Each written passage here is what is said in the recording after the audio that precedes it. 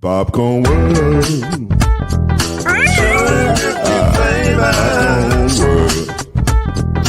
Popcorn world. Yeah.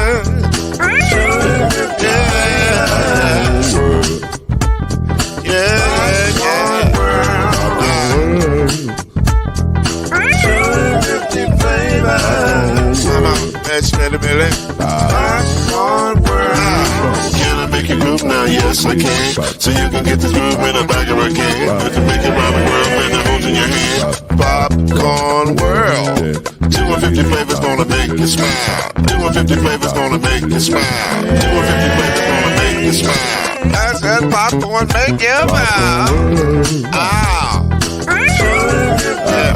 Popcorn world. Popcorn world. Popcorn world. It's a popcorn world. It's a popcorn world.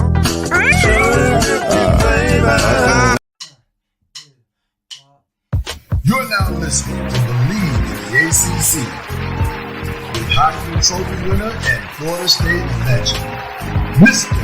Charlie Ward, Wave 3 TV, and Fern Creek Hall of Famer Kendrick Haskins, and Mr. Talking Noise himself, and of course Mama Noise, Lloyd Smith. And now it's time for BLEAV in the ACC.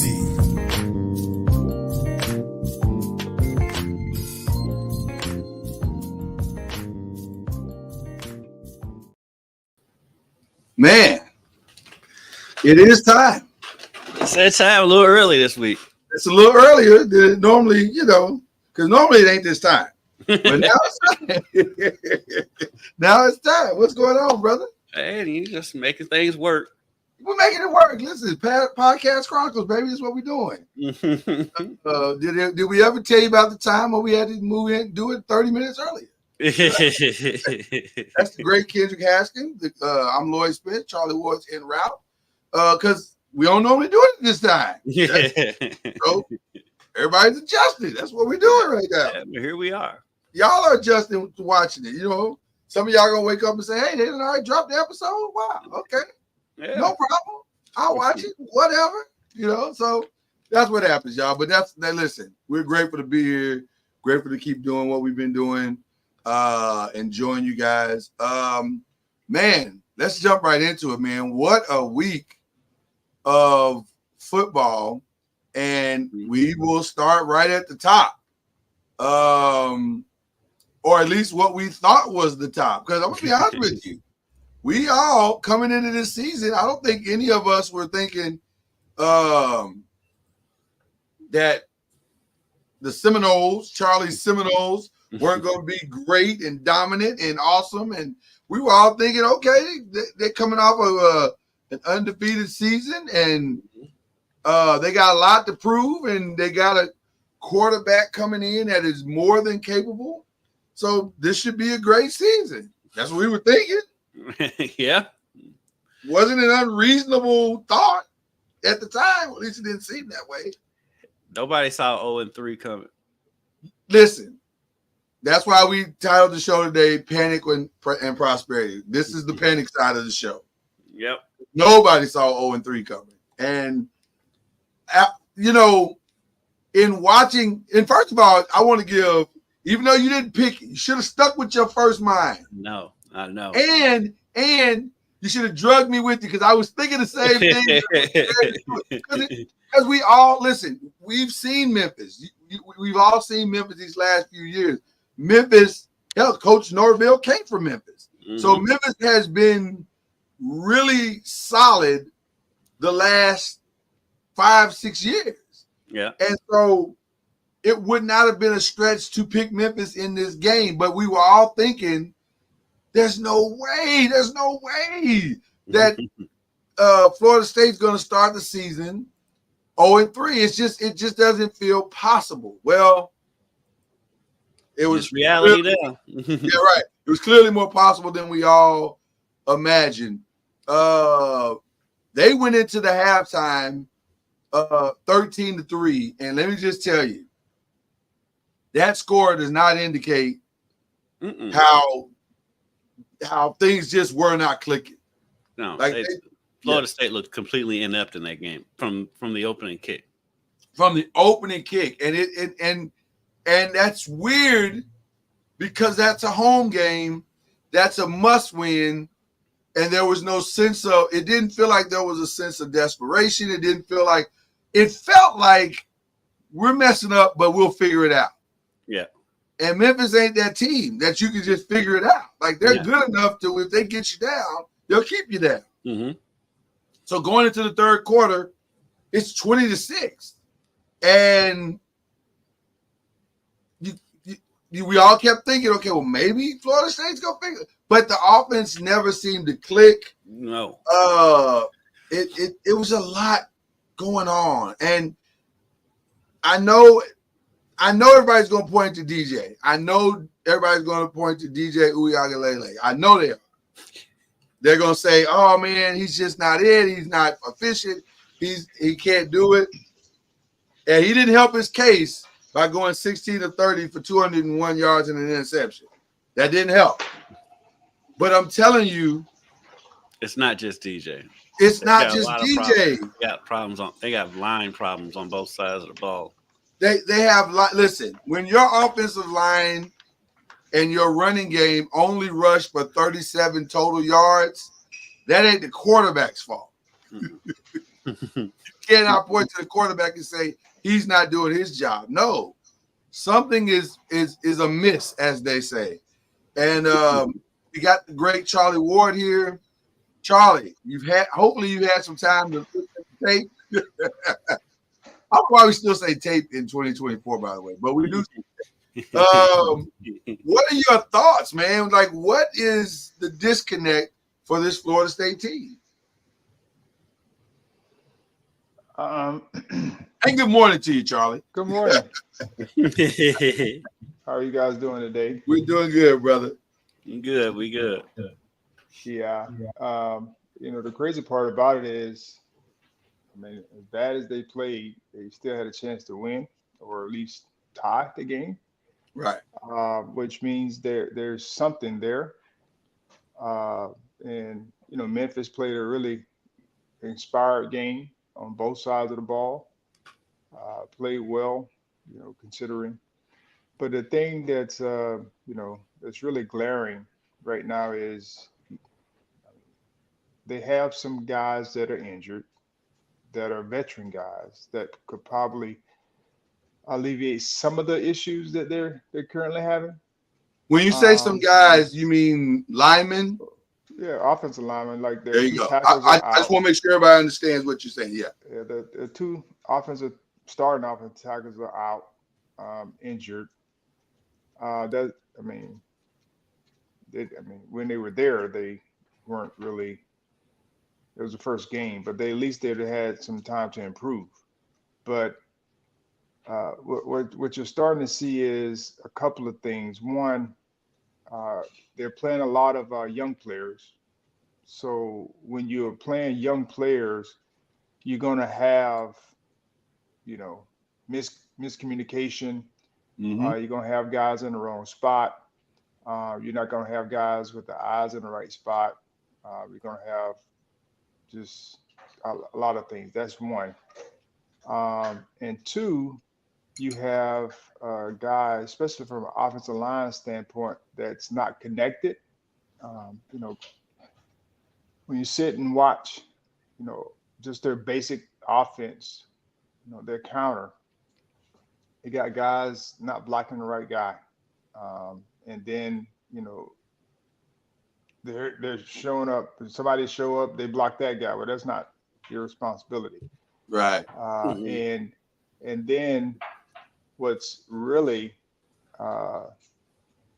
lacking is just the playmaking ability, which on their offensive touchdown drives or where they move the football, that's where they had guys making plays from an offensive standpoint, whether it's explosive plays or making guys miss or making tough catches, one way or the other.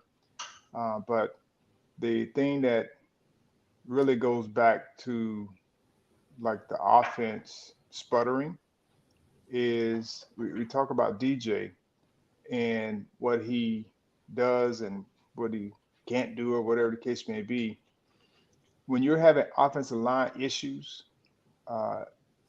you can't have a quarterback that can't use his legs to make plays. And I think that's something when we start talking about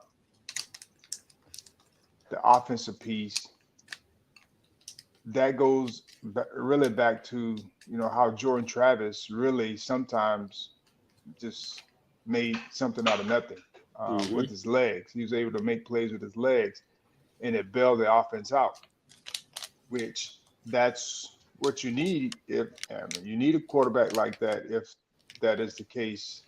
So that kind of hurts FSU as well on third down, and because it's all in the pocket. And if no one's open, he's having a tough time trying to manufacture plays. But it's across the board.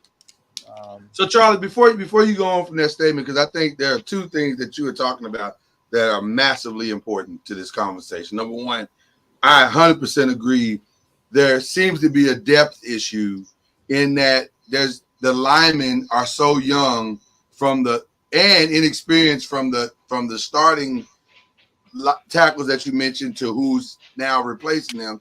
That lack of continuity and connectivity of both of those is definitely a problem. And you see the clock is now shortened for DJ. It's shortened. So the 2.5 seconds that he'd like to have to find somebody and go through his reads, that's not there. And so he's vacillating between that.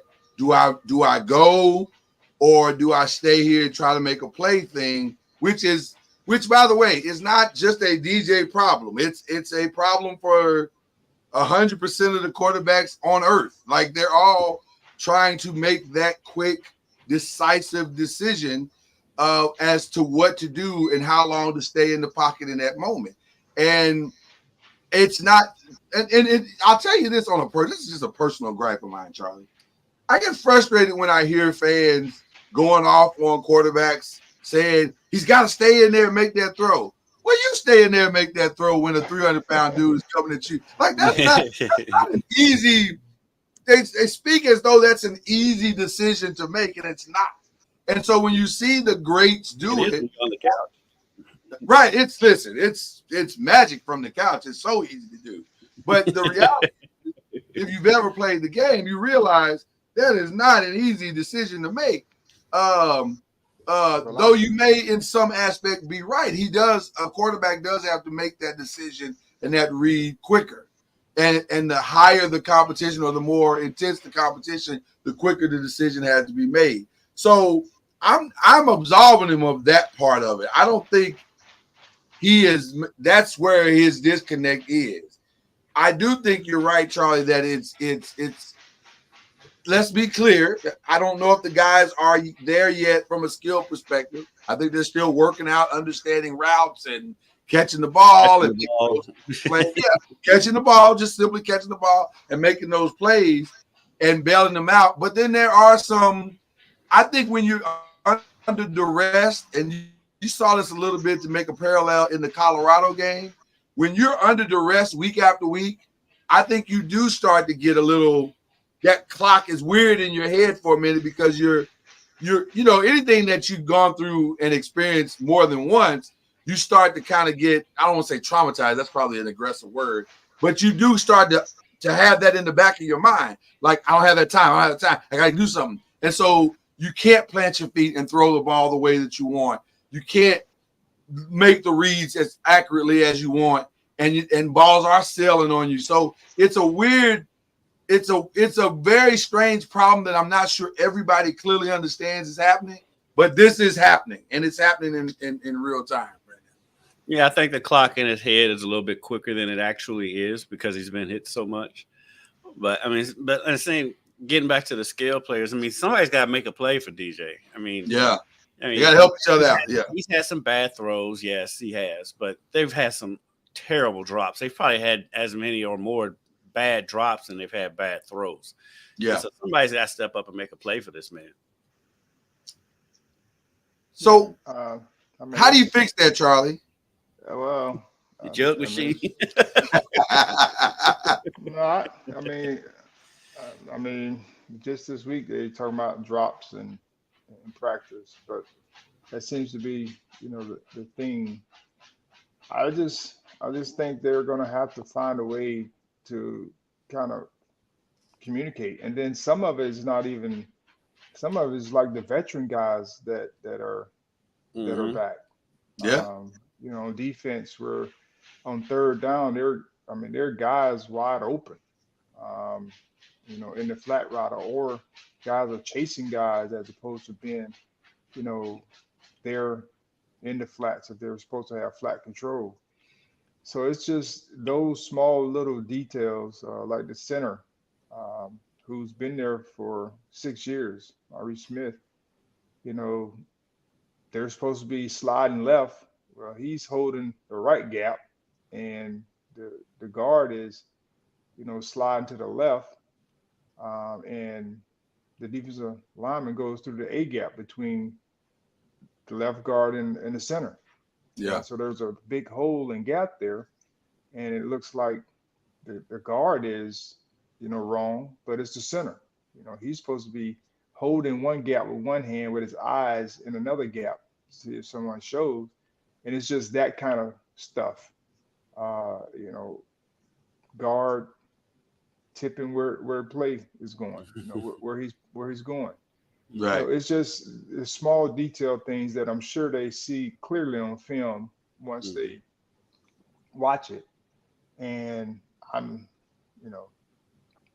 it's hard for me to watch. And I just I know it's hard for the coaches to watch because, I've seen that kind of play, not just my own teams, like when I coached, just little small detail things that you see show up during the games that you have to continue to fight and correct and go over, just so you can all be on the same page. And you're sitting there trying to figure out, like, how can we simplify this to make it better, but not be so simple to where we can't be efficient. And I also think there are some tendencies from the play call standpoint, from an offense standpoint, that Memphis was on as well. And some of that is based on relationships, with Coach Norvell being there at Memphis, and one of his former coaches is now the head coach. Right. I'm sure they understood and knew a lot of the different tendencies, formations, what may be coming. And so some of that as well was part of the issue because they were very well spot on. Yeah, they were very well with a lot of things. So it's just, I think that Memphis group is a veteran group, if I'm not mistaken. Like, they got a nice mix of returning guys and new guys. So they didn't make a ton of mistakes, or they weren't out of position a lot. So that's always hard when you're playing somebody who kind of knows what you do, you know. I mean, and Memphis was a lot of people's pick to preseason pick to crack the college football playoff for the non-power four school. So Listen, Memphis is no slouch. Memphis is the deal. They did nothing to dispel that, by the way. So they looked pretty good. So that was a rough game. It's going to be interesting to see if Florida State can turn this around. I don't think the calls for DJs to be replaced are. I get it, and I don't know. I always struggle with that unless the guy's like horrible. Which when you go back and watch him play, he hasn't been great, but it's not, again, like you said, kid, it's not all his fault. There is enough blame to go around. So is a quarterback going to change, going to fix drops? I've never seen that, but I don't know. I just, from that standpoint, I think they should give Brock a few plays. Okay. He should have a package because he can run. He adds that dynamic to the mix. And it's, you've seen it where you have a backup that Brock can throw. He can play a quarterback position just natural and normal. But since he's in this role, he should be able to me, have a package of plays throughout the game just to give him a different look. Because when he runs it, as opposed to DJ, it's a stark difference. And it also gives the defense, puts them on their toes a little bit more. So I don't know how they're going to fix it. I don't know if time fixes it, but when it's all said and done, it needs to get fixed, which they're working every day to do. But I don't know, because like I said, they're playing a lot of young guys. Like their linebacker crew all those guys are like relatively new. They were on the team last year, but they didn't play much. Didn't play, right. And then you have DJ Lundy, who's a returning guy, and he hasn't been, what they expected. He's more of a reserve, I should say, linebacker. The way he's playing, he's more of a reserve linebacker.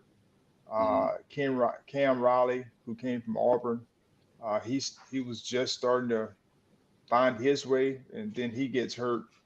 And so it's been that whole evolution of, them trying to figure that position out, and young guys trying to make plays while they're out there. But it's you can tell that they're inexperienced. And even the guys who have experience, like I said, came from different schools. They're still trying to figure it out as well. Like I said, the gap scheme, run game, like blocking the wrong guy. Just some simple stuff. But and then the running backs look like they're having to try to create everything, or they get hit in the mouth and behind the line of scrimmage. And it's just right now, it looks like when we went, when we were bad, when we were 3 and whatever it was, or 4, when we were bad the first couple of years, that's what it looks like right now. Well, I'll say this, based on what you just said, I would have to believe DJ's leash. I hate to use the word leash, but his leash has gotten far shorter, and this might be the game where let's try something different. So because at 0-3, you can't let this thing get away from you, and it's starting to feel like it is. So interesting. We'll keep going with some of these results. North Carolina State, Louisiana Tech. That wasn't. I'm starting to see that North Carolina State is Aaron, I don't know how to describe it. Well, we thought their defense would be better than it has been, but it hasn't been as good as we thought it would be. It hasn't been as good Right. as it's been in the past. They're, to me, middle of the road type of Yeah. team. Like they're not a top tier team, I don't believe, but they'll be in the mix because there's really no really top tier type teams this year in the ACC. So Yeah. it'll be interesting to see how they make their way. But they struggled this game. They were down like 14-6 at one point. They were. It's a work in progress in North Carolina State. It's going to be interesting to see how their season unfolds. They were able to pull it out late in the fourth quarter, but boy, it was not pretty. it was not pretty to say the least. What was Grayson McCall's numbers? Grayson McCall put up 9 of 13 for 54 yards. I think CJ Bailey at some point replaced him, right? Am I crazy about it? Because he went 13 of 20 for 156 yards, which is better, even though he threw an interception, he was better. But there's definitely some challenges, to say the least, for NC State. So it'll be interesting to see how they go, how they flow from here. Boston College, I think, is a team that's moving in the right direction. They were actually winning this game against Missouri early. They jumped out on Missouri early, and it looked, the way that they came out the gate, it looked like they might pull off the upset. And then Missouri kind of settled in the second quarter. And you know, they were able to, you know, kind of hold Boston College off. But I think Boston College might be the real thing. And what I think we've discovered from Castellanos is that he's relatively solid. Now, he didn't have a perfect day this week. He was 16 to 28, 249 for 3 touchdowns, but he threw 2 picks, that's kind of unusual for him because normally he doesn't have a lot of turnovers, or at least he hadn't this season so far. So how many times you say he threw it? He threw it 28 times. There you go. Yeah. Yeah, he's right. That's the other thing. He's not, you don't normally ask to throw it 28 times. It's normally in the 10 to 15 range. Not he also had 13 carries too. He was the offense. He was the offense. And so but that's what you would expect against a number 6 team in Missouri. And Missouri was okay. I mean, I'm not sure I saw anything in Missouri that was like wowed me, but I think their defense is pretty decent. Their defense is actually not bad. Mm-hmm. What did we learn? Have we learned anything from Miami? Like, they're beating up on bad teams. They can blow out bad teams. They can do that. They can blow out bad teams. But they're a good team. I mean, they're doing what they're supposed to do, which is they're taking care of business. And they're doing it at a high level, which is what good teams do. So I think they are, of course, the top team now, and they've been trending that way. I said it last year. The only thing they were missing last year was a quarterback. Right. Mm-hmm. And if they had a quarterback, then they would have been in the mix last year. Because they should have beat us if they would have had someone that was halfway accurate. Last year, because their defense was solid, and I just think they're going to be the team to beat this year. When it comes down to, you know, the ACC, because they have a very good if they can withstand injuries.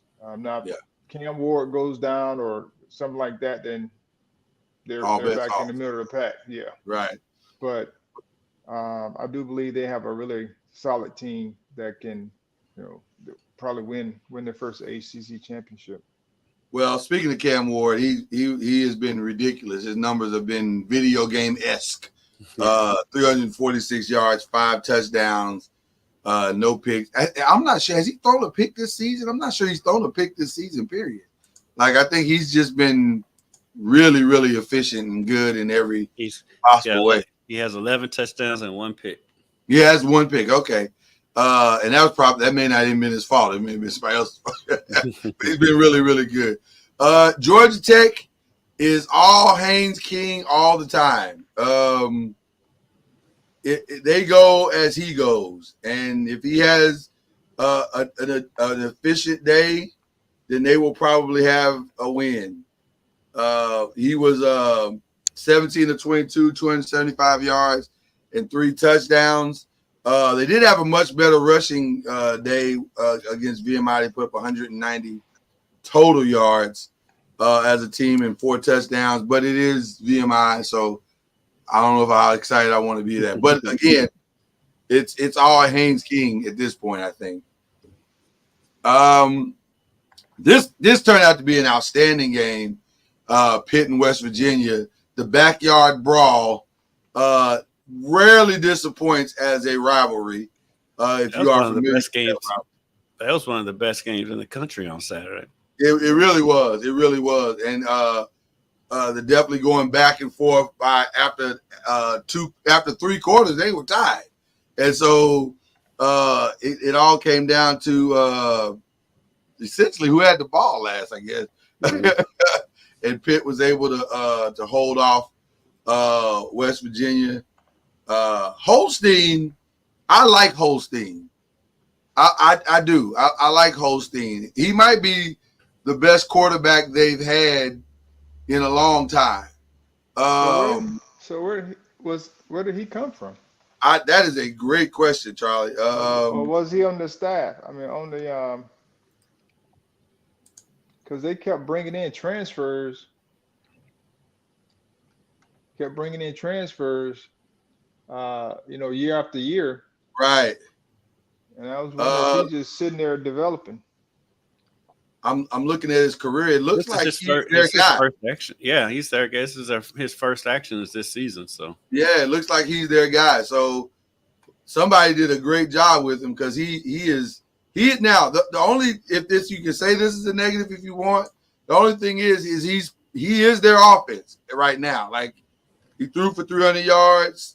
He ran for 59. So he's a true freshman. 80 rush yards. What do you say, Kendrick? I'm sorry. He's a true freshman.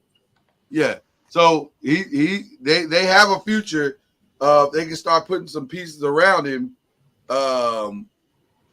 Pitt could be one of them teams that maybe not this year, because I think if you can stop him, you can pretty much stop anything they're doing. But going forward, if you can put some pieces around him, he could be special. Because the kid's solid. He's for sure solid. He's off to a solid start. Yeah. Absolutely. Shout out to UConn once again, giving an ACC. Although Duke didn't dominate this game, they kind of struggled a little bit. They pulled it out. Huh? They did struggle in this game. But they struggled. UConn almost. UConn was up going into the fourth quarter. What do we expect with Duke? Yeah, I think Duke is about where they are. Like, this is the season they're going to have probably. Like, it's not going to be. They're 3-0, but they put up a ton of offense in this game, which is weird for them to only have 26 points. Because Murphy he threw for 267. He threw it 43 times. Yeah, and Star Thomas ran for 122 yards. And still they were fighting for their lives in the fourth quarter. So yeah, strange. It's just efficiency. It's just trying to find rhythm and efficiency. And I think, well, I mean, that probably goes back to them doing a lot and sputtering in the red zone. Yeah.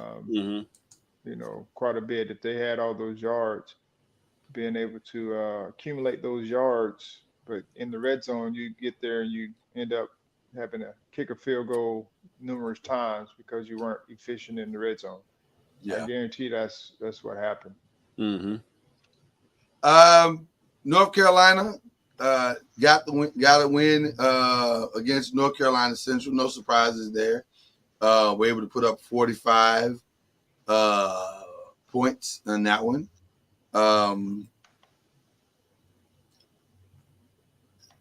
Jacoby Criswell, 161 yards, but that wasn't the story. The story was Omarion Hampton, 25 carries, 210 yards rushing, and 3 touchdowns. Right. Good team or bad team that you're playing, doesn't really matter. 210 yards is impressive, no matter on 25 carries. I mean, he's getting almost 10 yards per carry. Right. That's a good day. That's a good day. Yeah. That is a good day. So big win for North Carolina as far as the numbers are concerned. Virginia Tech got back in the win column against Old Dominion and were able to kind of dominate them. Really dominant performance all the way around. Kyron Drones, 176 yards, only threw for 1 touchdown, but he rushed for 117 yards on 12 carries and had a touchdown as well. So, you know, that was he just had a great day. They, as a team, I think they rushed for 289 yards, which is pretty down because I can't. Bayshul, is it Bayshul Tootin? He also rushed for 115 yards. So they had a really good, solid day. This one was a good game as well. Going in, I think we all thought that Virginia might pull this one out, but nonetheless, it was the Terrapins who will always have they got like 15 different uniform combinations. Like and they all have the flag in it. And they all have that weird flag in it. But they were in white and some weird rainbow thing this weekend. Like I was like, do they just not have like a color? Like they just whatever they decide they just put colors out there or uniforms out there and it doesn't matter. But they had Nike school or an Adidas school. I can't remember. I don't know. I'd love to know that because they're Under Armour. They're Under Armour, so they're probably a flagship. So that's why they try all the crazy uniforms. They are just trying whatever to see if it sticks to the wall. So like U of L with basketball when they had those infrareds because they're the flagship for Adidas. So yeah. So anyway, it was Virginia had an interesting day. They Anthony Calandria threw for 247, but he threw 2 picks. They didn't rush the ball particularly well, or couldn't find a rhythm, I guess, in the running game. Just didn't really couldn't get off the schneid. Like after the first half, just couldn't find anything in that second half, and Maryland just dominated that second half. But you know they're 2-1, so they're still in the mix. Still in the mix. Wake Forest got a rude awakening this weekend against Ole Miss, and you got beat when the AD goes ahead and cancels the return game to Ole Miss the day of the game. We're not doing this again. Oh yeah, went ahead and paid that $1 million buyout. Yeah, and Lane we're not doing this again. And Lane Kiffin, classic Lane Kiffin afterwards. Hank Bachmeier for Wake Forest, he threw for 239. So 22 of 39. He threw more than he probably wanted to, but that's what happens in a route. You got to throw the ball. They just weren't able to move the ball on the field, and Bachmeier, I think. He got tackled behind the line quite a bit. He was negative 17 yards rushing.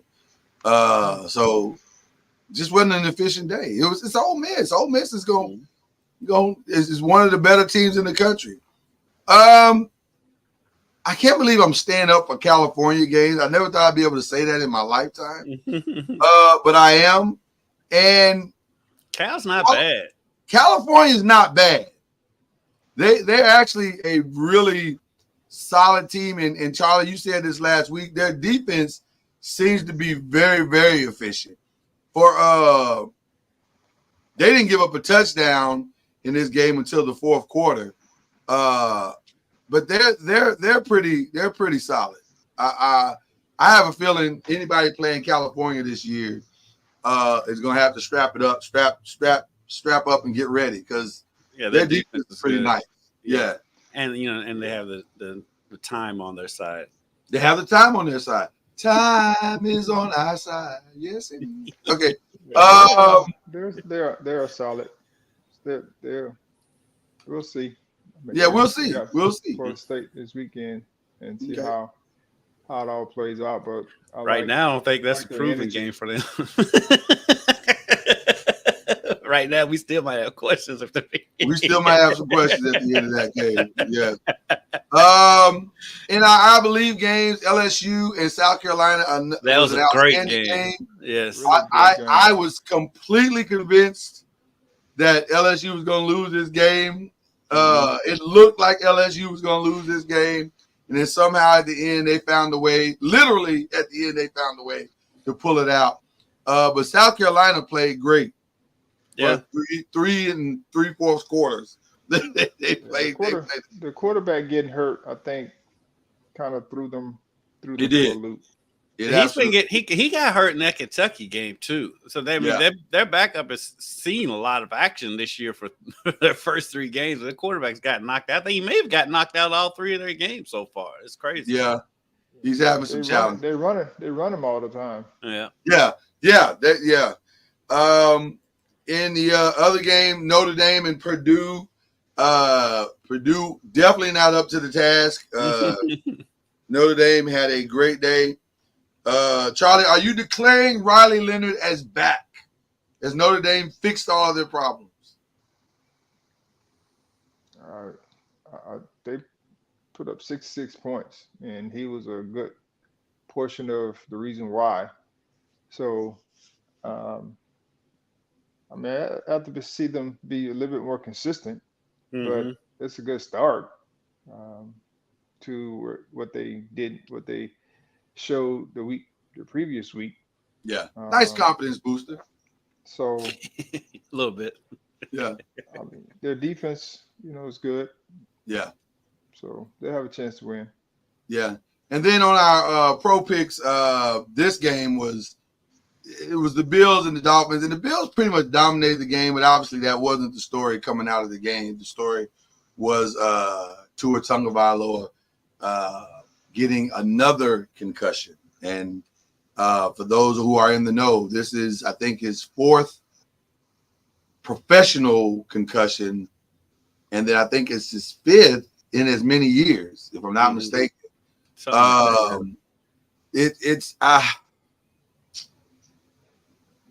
Just my quick thoughts. I think we have entered that territory, and by the way, the latest is that he's going to be on the IR, so he's going to miss at least 4 weeks.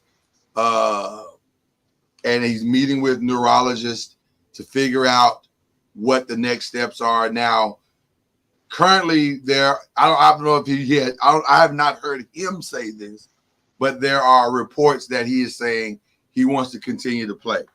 Which, of course, he wants to continue to play. That's not surprising, especially not having met with neurologists yet. My humble personal opinion is that at some point you got to put health over everything.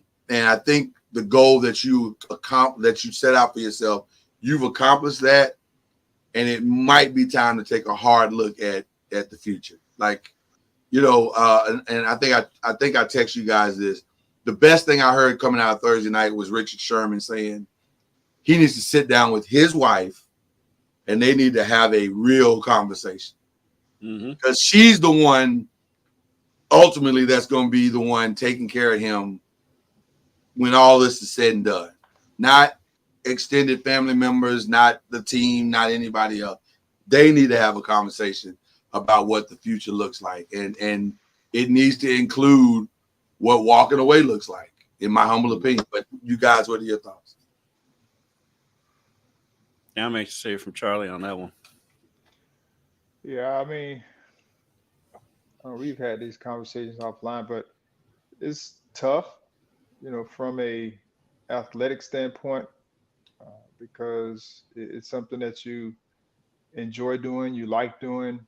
The resources are, readily available for what you're doing, and sometimes you know, I had this issue. I played 11 years and or was in my 11th year, and I ended up having an injury uh, in the last year of my 11th year, and I was trying to come back, but because I had 2 more years left on my contract, and I just couldn't do it. Like my knee couldn't go any further, and I had to end up retiring, which wasn't the end of the world, but sometimes you don't have a quick transition plan. So you're trying to figure out like, what am I going to do next? But I was blessed to be able to be afforded the opportunity to get into coaching uh, with the Rockets. So I was grateful that I had great relationships there, and found my niche for my transition. I think he will have very similar opportunities. It's just a matter of this is happening right now. And sometimes you do have a choice, and sometimes you don't. Uh, but through it all, you just have to trust that God has a plan for you, and you've done enough for enough people that they'll be willing to help support you in whatever it is that you want to transition to. So, Charlie, it sounds like you're leaning towards him really walking away. Because I can't say I blame you for that. We've not seen this yet. Thankfully, thank God that we have not seen a tragic concussion incident on the field yet, and tragic in the sense of fatal. But boy, I can't remember seeing any worse than his. Like his look really bad. Like they look. The one in Cincinnati is one that's always going to stick out in my mind. Yeah, when his fingers was spread open or spread apart or whatever it was. And this one, I mean, as soon as he went down, you saw it. His arm was sticking straight out, and it's like, oh, he's got another concussion. Yeah. And so, I mean, you feel for the guy, and it's like when we was talking about offline, it's like telling a 27-year-old man to retire. I mean, it's gonna be hard. It's tough, and especially, and then and Charlie, you can speak on this one better than any of us. That transition going from when your identity is playing quarterback or playing sports, now that's no longer your identity, and it's kind of hard to try to get past that. When that's been your identity for so long. And I've talked to other former athletes about that, and so that's tough as well. And I'm sure that's playing into his decision. Am I really ready to transition into the next stage of my life at such a young age? But and every aspect he probably needs to. And every aspect of your body is healthy, right? Except for this one thing. Like that's the. And he'll get over the concussion too. That's the thing. He'll get over it, and it'll be 100%. And so, but that's a tough decision. I mean, that's between him, his wife, and his God, or whoever he prays to or whatever. But that I wouldn't feel comfortable trying to tell that man what to do. But I really would like for him to really consider his future when he's making this decision.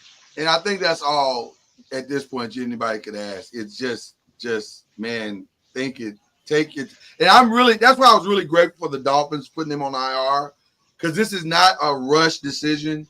Take your time, get all the information, go meet with the best of the best in the world, and then decide. Mm-hmm. And then if you decide to come back, take as many precautions as you can, but and slide. Learn how to slide. If he slides, sliding would be good. Sliding would be good. Slide lower his head on somebody. It's not like he's gonna truck anybody anyway. So you can go ahead and slide, man. Yeah. So I still think it's something he probably should take longer than, because 100% agree. He probably should take the season, to be honest with yeah, I mean that would be wise to take the season just to kind of figure it out, reset, because there are things now that they do to help, in that ability to be able to restore from the brain perspective, or some new technology and different things that they have out there. But even with that, it's still your long-term effect that you have. And so being able to, I mean, Troy Aikman was very similar. you. He played quite a few years, but he had very similar issues, and it'd be interesting to see if he reaches out to Troy Aikman in this type of situation to get his thoughts, because we see Troy Aikman on TV now, but we don't see him during the week or after TV. And so it'll just be interesting to see, how he's been able to, find his way, and what his struggles are long term from having concussions like that. The other game that we had was the Bengals and Chiefs, which great game. If Mahomes has the ball at the end of the game, he's going to win. It's just you may as well just turn the TV off. It feels turn that the way. TV off. Game's over. Yeah, although this one was, man, that was a tough call. It was the right call. It was pass interference all day, every day, and twice on Saturdays and Sundays. But boy, you hate to see a game that was that good come down to such a play. But it was the right call. I mean, it was the right call, and he was very early. He's going to win that game. I want to ask Charlie. I want to ask you this question: in a play like that, at the end of that game, this is going to seem harsh. I'm admitting that before I start. Is that DB making a selfish play there? Because he went for the ball. He went for the interception, as opposed to just trying to get there and knock the ball down. I missed That's the play, instinct. but the one thing that, I mean, we all have the opportunity to do is to look back. Yeah. And so when you look back, there are a lot of things we could do differently, for sure. And, but in the moment, what are you doing? And you have to make decisions, split decisions. And when you make decisions, you have to be willing to live with those consequences. So whether you knock the ball down, whether you go for the interception, or whatever the case may be, you just have to make the decision and trust your preparation, your experience, all those things, and go for what you know. And then sometimes you get away with it, sometimes you don't. Because if he goes and makes the interception, he's the hero. Yeah, and it's instinct. I mean, you break on the ball and you think you have a chance to catch it. I mean, you're gonna try to catch it. So I don't think it's necessarily a selfish play. It's just a bang bang play, and it ended up getting there a little bit early. Yeah. Well, as a result of all of that, how are you so far behind? I don't know. I don't think I calculated my. Your math ain't mathing. Oh no! You know what? I didn't. I didn't calculate mine. I left mine out. I was like, I'm not that far behind. Okay, I'm behind, but I'm not that far behind. You two still 24-7. How's that? Right. I'm behind, but I'm not that far behind. So okay, then that makes more sense. There we go. I was like, I'm really sucking right now. Okay. All right. So, so with that being said, we're picking our games for week 4. And we're starting off with Stanford and Syracuse tomorrow. I'll go Syracuse at home. Oh, definitely going Syracuse at home. I don't know if anybody wants to play Syracuse and at home. Like not in Syracuse. they are pretty solid at home. So that'll be a clean sweep on that one. Then we get into the Saturday games.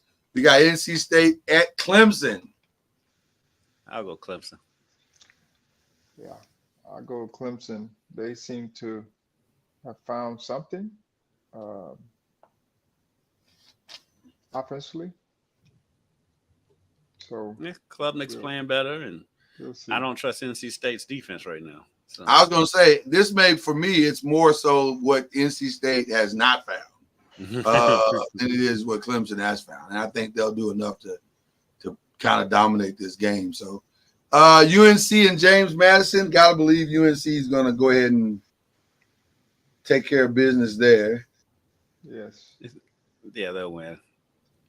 Might be a tougher game than we think, but I think they'll win. Maybe a little bit tougher, but I think James Madison was so good last year. Yeah. Of course, Signetti's now at IU. How about IU 3-0 after demolishing UCLA in the Rose Bowl last week? IU is a fascinating team. They're going to be good. They're going to be good, man. They'll be a bowl team. They may sneak up on a couple of people this year. Virginia and Coastal Carolina. I think Virginia gets their mojo back on this one. I haven't seen much of Coastal Carolina this year. I know they've in the past few years they've been pretty good, especially at home. But I'll just go with Virginia just because I know more about them. Right. Yeah, I'm in the same boat. What many people think will be their first true test. It's a 3:30 local start time, 2:30 where I am. But Georgia Tech and U of L. U of L gets Georgia Tech at home. I guess the only really singular question to ask is, can they stop Haynes King? They've got the personnel to kind of keep him under wraps. Jacksonville State's quarterback was able to run a little bit on U of L, so he's definitely a step up in competition as far as that goes. I think he will make plays. I mean, you're not going to keep him from making plays for all 4 quarters. He'll make plays, but I do think they have the personnel to kind of keep him under control, and the offense seems to be clicking so far this year. Of course, it's against lesser competition, so now we'll get a better grasp of it. But I think Louisville does come out and win this game. Okay. Yeah, I'll go with Louisville as well because they're playing at home. Yep. Okay. Rutgers and Virginia Tech. I know nothing about Rutgers. I'll admit that from the start. I know Shiano's there. Their quarterback is now the back. Somehow their starting quarterback is now the backup quarterback at Kentucky. I don't know why you would go from starting at Rutgers to being a backup at UK, but here we are. I'll go with Virginia Tech at home. Well, based on UK's starting quarterback, he may not. Rutgers quarterback may not. Backup Actually, quarterback may not. They need to consider it because he has legs. He can move. I was going to say he may not be the backup much longer because the starting quarterback's not great. Like Charlie was saying about Florida State. I mean, if your quarterback can't move, you can't cover up a lot of sins if you can't move. He's just going to sit there back there and get smashed. So he can move a little bit. So we might see him this week. I'm taking Virginia Tech here, but I'll say this one thing since you mentioned the Kentucky game. They from a deep. I don't know if Kentucky's defense is that great, or have we grossly overestimated Georgia's offense? Kentucky does have a really good defense. With have good defense. Yeah, with JJ Weaver over there, who I was surprised he came back for a final year of college.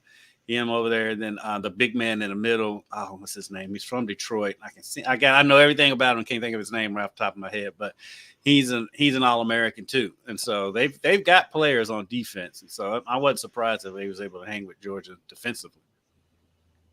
And I mean for the whole game. Now the only thing is I think I agree with some of the national pundits that when you're playing Georgia, you got to go get. You got to go for it. You got to go for it. You can't go punting on 4th and short in the 4th quarter. And you're only down by 1. You got to go out and win that game. And you got to go take it from him. And he was like, "Well, we were playing Georgia." Deion Walker. That's it. Thanks, Jake. you got to go out there and win that game. You can't just be punting the ball on 4th and short. I mean, it's Georgia, and Georgia, and you got him on the ropes. But you also got to know that he's a defensive coach. Right, and so he's gonna be conservative on offense every time. Right, especially if the game's close like that. He feel like if I give him a short field, I don't know if it's a short field or not, but if I give him a short field, then so it's a defensive minded thought process. Yeah, exactly. But they did not move the ball well at all. Georgia didn't. It just was not an efficient game. So I don't know. It's gonna be interesting to see how that unfolds as well. But with all that being said, give me Virginia Tech on this. Right. Virginia Tech. Yeah. Okay. Youngstown and Pitt. Go ahead and make that a clean sweep. I think Pitt has found their guy, and they're gonna be a problem this season for some teams. I tell you. Duke and Middle Tennessee State. Give me Duke. Western Kentucky put it on middle last week, so give me Duke. Yeah, I'm gonna go with Duke. Not so far. Not a lot of surprises going into this week. Miami and South Florida, and this one's at South Florida. South Florida gave Alabama a game at Alabama this year, but they always play Alabama tough for some reason.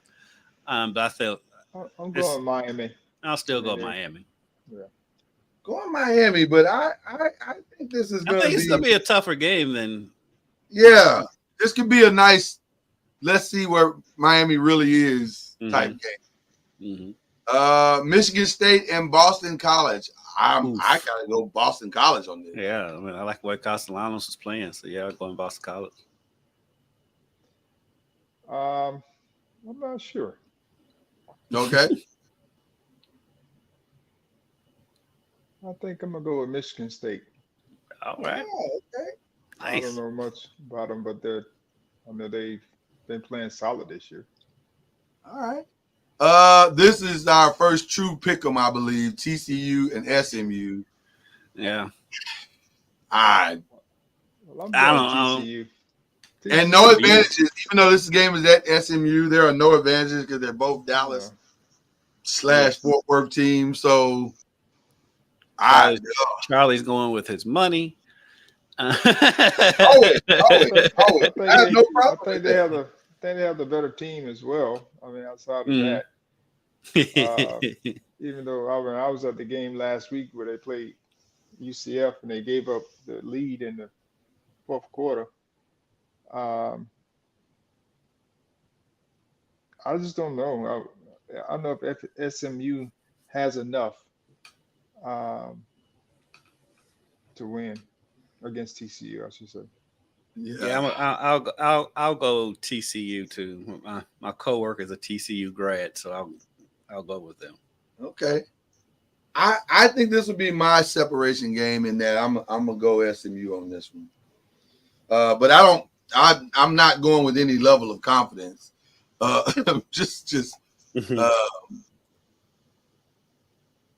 Just saying this at home, and maybe that's enough. I don't know. California and Florida State. This one is California coming to Florida State.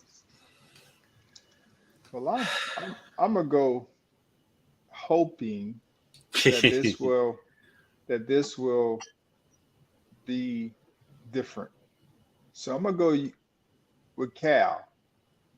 Oh, yeah, I'm going with Cal.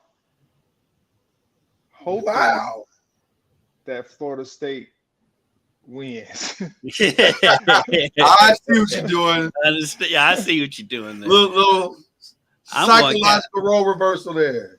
I'm going with Cal because of their defense. Yeah, I'm going with Cal because I just think Florida State's favorite in this game.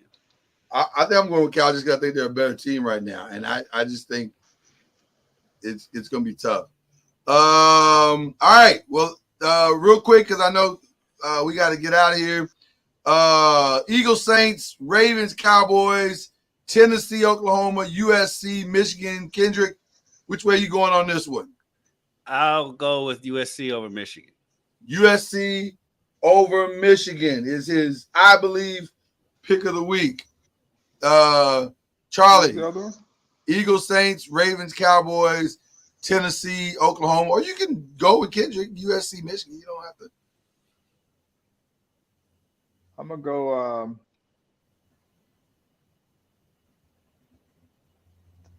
Ravens. Who's the Ravens playing? Yes. Yeah, they're playing at Dallas. They're playing at Dallas. Dallas coming off of a brutal game against the Saints. I don't know. That's in the pros, man. You never know. Like what, you never know. You never know. You never know in the NFL. I mean, teams can look bad one week, and then the next week they look amazing. Like I agree, world 100%. beaters. Yeah. I'm gonna go Tennessee over Oklahoma. I think Tennessee's the real thing. I think just don't they trust are the real Tennessee thing. in big games. Yeah, they look really, really good. All right. Kendrick, I know you gotta get out of here. Just real quick, you got any shout outs real quick? Shout out University of Louisville volleyball. They beat arch rival Kentucky yesterday, and they host Nebraska on Sunday. And they've been drawing big crowds at the KFC Yum Center. They've been playing a lot of their games there instead of their on-campus site. So just shout out to them and the progress they've made, and Coach Danny Busboom Kelly. All right. We're paying some Danny Busboom. Yes. Charlie, you got any shout outs? Yeah, I don't know much about the names on the team, but the University of Pitt's volleyball team is number one in the country. They are killing it right now, and they're pretty good. So yeah, it's an ACC team, so happy for them, especially in volleyball. I think 3 of the top 4 teams in the country are ACC teams. Yeah.